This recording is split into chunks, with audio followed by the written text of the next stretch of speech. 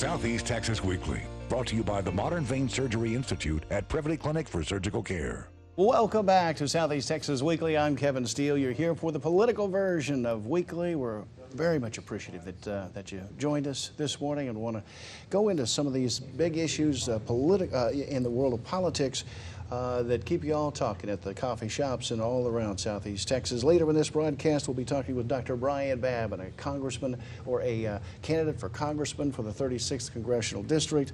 Also here, Kent Batman, the Hardin County Republican chairman, Nathan Buddy Reynolds, Democratic activist, and David Smith joins us on this rare occasion to talk with us. We appreciate it. An independent running for the U.S. Senate and looking for tens of thousands of 55,000 signatures to get valid access petition. We'll get into some of that in just moments. First, let's talk about this major issue emerging around the nation of the Veterans Administration scandal in Phoenix, Arizona, potentially around the country. This matter of vets waiting on treatment for weeks and weeks and months until, in many cases, up to 40 of those veterans may have passed away waiting for treatment in just the Phoenix, Arizona facility. Is this the way we ought to be treating our vets? Absolutely not.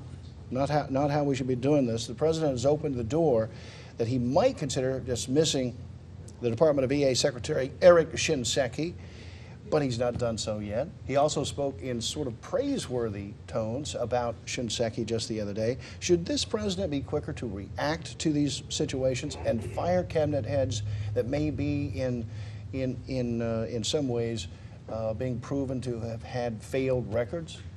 The president's always been criticized, at least during his career, about taking too many executive orders. But I think with his resolve, he's going to probably address the situation. The veterans definitely need the care. There's no question about that. And people definitely have mortal consequences if they don't get medical care in time. The president's going to fix it. He's going to do his best, but he's going to be asking for more money. Tell me about whether this all started long ago under the Bush administration.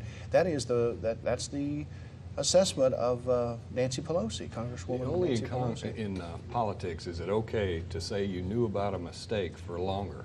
I mean, for her to say that we've known it for 6 years now and done nothing about it, regardless who knew it before, 6 years she's been responsible, along with the president. Once she knew about it, shame on her for doing nothing about it. And besides that, currently, officers have a card. They could easily say anybody that needs treatment immediately through executive order, go to private coverage. When I used the word scandal, was that the proper word to use? We've seen it used in the national media some, but is it an overstatement of the facts? I don't believe it's an overstatement at all. And it is scandalous because one of the things is that they've known about it for a very long time. And he brought up an idea there. All veterans could be given a card and saying this is your benefit card being a veteran and use it wherever you need to go. Private hospitals, wherever. Tell us about your candidacy and what you need to do. Well, I'm an independent candidate, and starting May the 28th through June the 26th, I need 55,000 signatures to gain access to that ballot in November.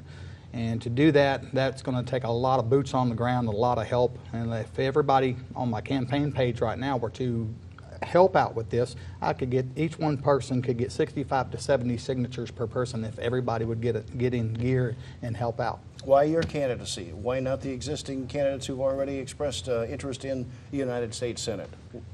Why you above the Well, others? we have a 79% scorecard on Senator John Cornyn right now. And Ted Cruz is running at 100%. He's doing 100% constitutional. My feeling is this: if we have candidates or we have incumbents that are running in office and they're not 100%, we need to hold them accountable and get them out of office. They can find you on your Facebook page and elsewhere? Sure can. You have a website? I have a website well? on democracy.com. You can type in David W. Smith there, but my campaign page on Facebook, David W. Smith Next, Texas U.S. Senate 2014. You can find me there and you can find out a lot of information. David W. Smith from Mauriceville. A lot of you folks may not know about David. We've got to get to know this man. How concerned should Americans be about these numbers we're seeing on unemployment and on disability? 47% of those on unemployment now saying they have given up finding work. The disability totals now at the highest in U.S. history. 11 million Americans, once you factor in the children and once you factor in the spouses, 11 million Americans are now on disability, the highest in the history of the United States. Is reform not necessary? We start with Buddy Reynolds. Reform is absolutely necessary. All the jobs are going out of our country. We're losing jobs. we're outsourcing them. We're having our manufacturers change them to other countries to compete with our wage-earning American workers. And our workers, our society is not going to function in competition with workers making $1 and $2 an hour. It's just not going to work. That's not what we're built on. We need to bring these jobs back to America. The powers that be in Washington need to set some trade quotas. We're not wanting to compete on a global level. We want to protect our workers. We're losing them.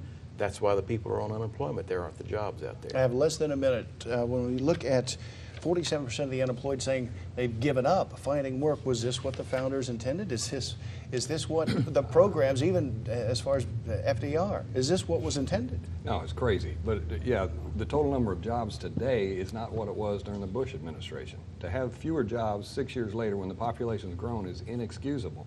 But it's mostly because of the regulation that it requires to create a job in this country. The big part of the problem is if you want a permit, an environmental permit, most of them will take 5 years. How do you ramp up when you've got regulation that stops us from being able to hire people? And in the oil field, there'd be a continuous lot more hiring if it would just legislatively make the regulations less. Couldn't say it better myself. Texas Representative James White returning in just moments. Again, Dr. Brian Babin later in this broadcast, along with, in this next segment, Godfrey Leggett, Democratic activist, and W.L. Pate, Beaumont City Councilman. Stay close.